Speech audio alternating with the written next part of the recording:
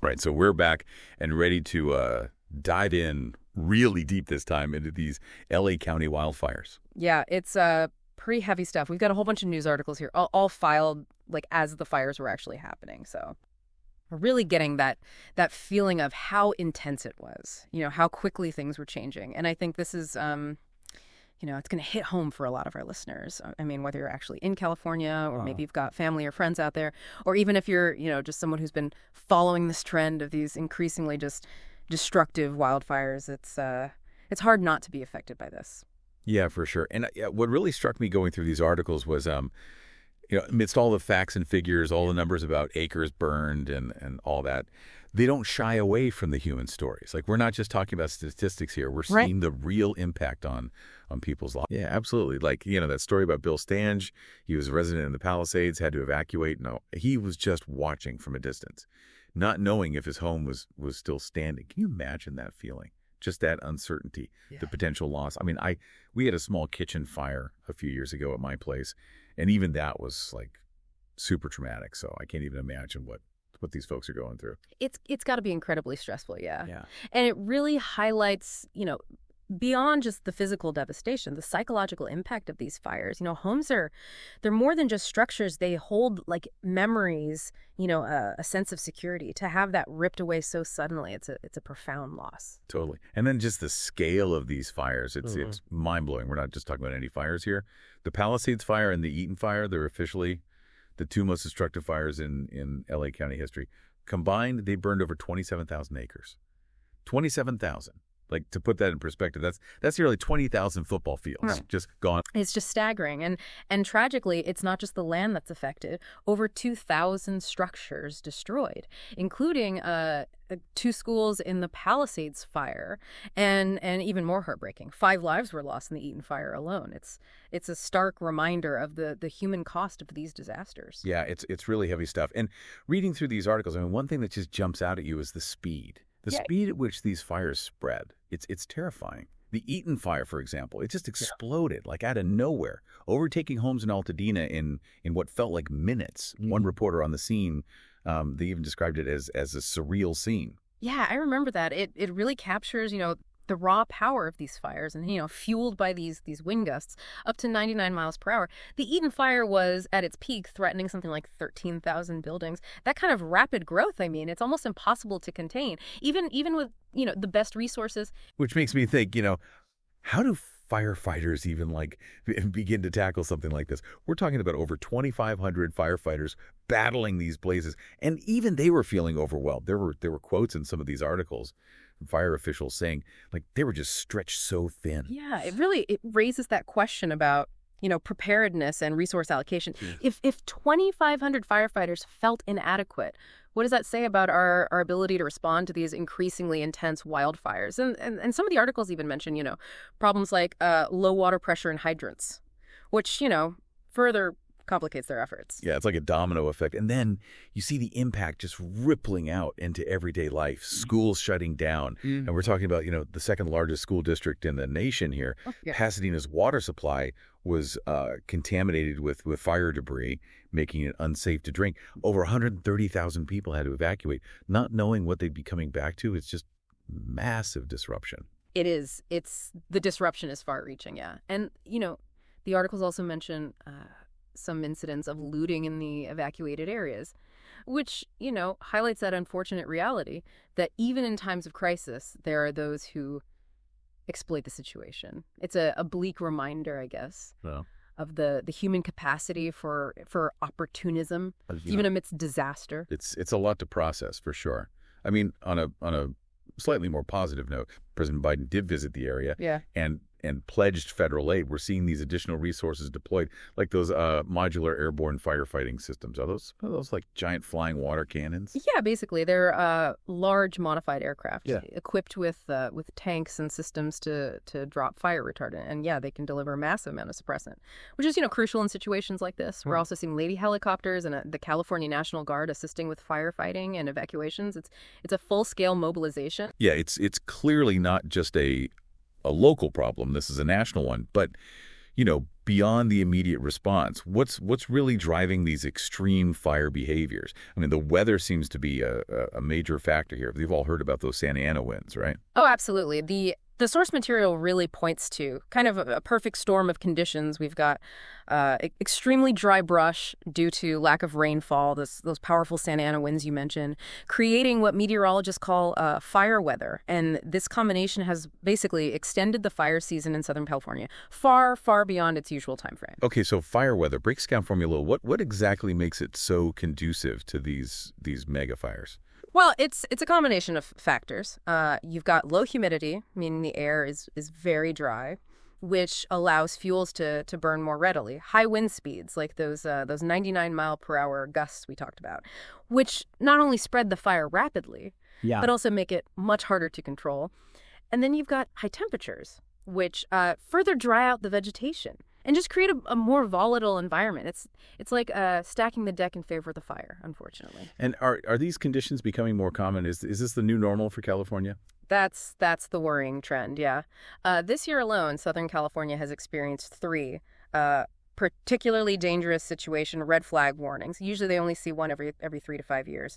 And one meteorologist even stated that the winds during these recent fires were actually stronger than those experienced back in 2011. Which caused significant damage at the time. So we're seeing a clear shift towards more frequent and intense fire weather. Wow. So it's not just a bad year. It's part of a bigger pattern, which, that makes me think, if these huge fires are the new norm, are we even equipped to handle them? Is our current approach to wildfire prevention and response, is it enough? That's the million-dollar question. And unfortunately, there are no easy answers. Yeah. Well, this is definitely a lot to digest. We've covered the immediate devastation of these fires, the heroic efforts of the firefighters, the role of weather in fueling these blazes. Yeah. But there are clearly some bigger questions here about preparedness, resource allocation, and the impact of climate change that we need to unpack. What's clear is that we can't simply react to these events as isolated incidents. Exactly. We need to look at this through a wider lens, understanding the interconnectedness of these events and start thinking about long-term solutions. Right. We need to be proactive, not just reactive. But what does that actually look like? Mm-hmm. How do we shift from putting out fires to preventing them in the first place? That's where things get really interesting and where we need to start thinking outside the box. I mean, some of these articles kind of hint at some potential areas to focus on, like, are we building in the right places? Should we even be developing in these areas that are so susceptible to wildfire? Yeah, that's a tough one, right? I mean, California is known for its beautiful scenery, and a lot of that is right in those zones, where those homes are kind of like buttoned right up against forests and brush. It's I can see how that would be a really difficult conversation to have. Oh, absolutely. And it's not just about where we build, but how we build. Are there stricter building codes we could be implementing that would, make structures more fire resistant? I was reading about some homes that were completely destroyed while others nearby, survived. Could that be due to construction materials, I wonder? That's a really interesting point. I've heard about things like, using fire resistant roofing and siding and clearing that vegetation around homes, creating those defensible spaces. But honestly, that feels, I don't know, kind of small scale when you see these images of these massive walls of flame just ripping through neighborhoods. No, you're right. Individual actions, while important, they can only do so much. We need a more multi-pronged approach. Some of the larger scale solutions might involve things like, strategic land management. Maybe more prescribed burns to reduce fuel loads, better early warning systems to give people more time to evacuate. Yeah, it seems like we're getting better at predicting these fire weather events. But are we doing enough to actually get people out of harm's way when those warnings come? That's another critical area for improvement, for sure. The articles touch on, the challenges of these mass evacuations, especially in densely populated areas. I mean, there's a lot to consider. Traffic management, communication strategies, making sure vulnerable populations, have the support they need. And let's be honest, not everyone heeds those evacuation orders. Right. Some people stay behind to protect their property, or maybe they don't believe the threat is real. Oh yeah, absolutely. There's a human element to this that we can't ignore. We need better public education about the dangers of wildfires and the importance of following those evacuation orders. I wonder if there's even a role for, behavioral science in crafting those messages to make them more effective. Interesting. Okay, so we've talked about, building practices, land management, evacuation strategies, but then there's the big one looming over all of this, climate change. How much of this is being driven by, rising temperatures and drier conditions? The link between climate change and wildfire intensity is undeniable. All the articles point to this, even though they don't go into a ton of depth. But the science is pretty clear. Warmer temperatures, they dry out vegetation, creating more fuel for fires. And as we experience these more extreme weather events like prolonged droughts and heat waves, those fuels become even more flammable. It's a recipe for disaster. So it's like a vicious cycle. Right. Climate change creates the ideal conditions for these megafires. And then the fires themselves, they release these massive amounts of carbon dioxide into the atmosphere, further accelerating climate change. Exactly, yeah. It's a complex interplay of factors, but human activity is playing a significant role here in creating this fire-prone environment. We can't ignore that. Yeah, it's a heavy thought. I'm trying to find the balance, between acknowledging the seriousness of the situation, but not getting, totally overwhelmed by it. It feels like we're at a crossroads, right? We have to deal with the immediate aftermath of these fires, help people rebuild their lives. But then there's this larger long-term challenge of addressing the root causes. You've hit the nail on the head. It's a multi-pronged challenge that requires a fundamental shift in mindset. We need to move from a reactive approach to a proactive one. These megafires aren't just isolated incidents. They're part of a growing trend, and we need to start treating them as such. That makes a lot of sense.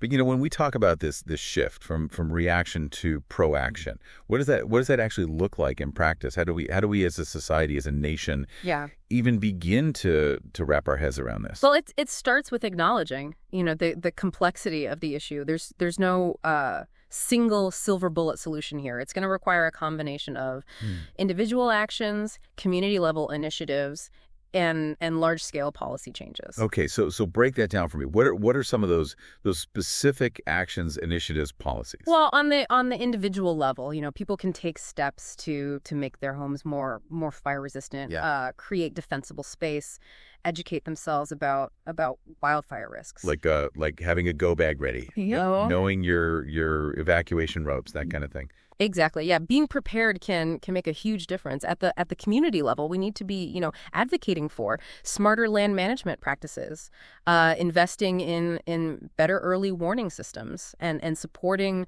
wildfire preparedness programs. And what about on the policy level? That feels like, I don't know, a whole other beast. It is.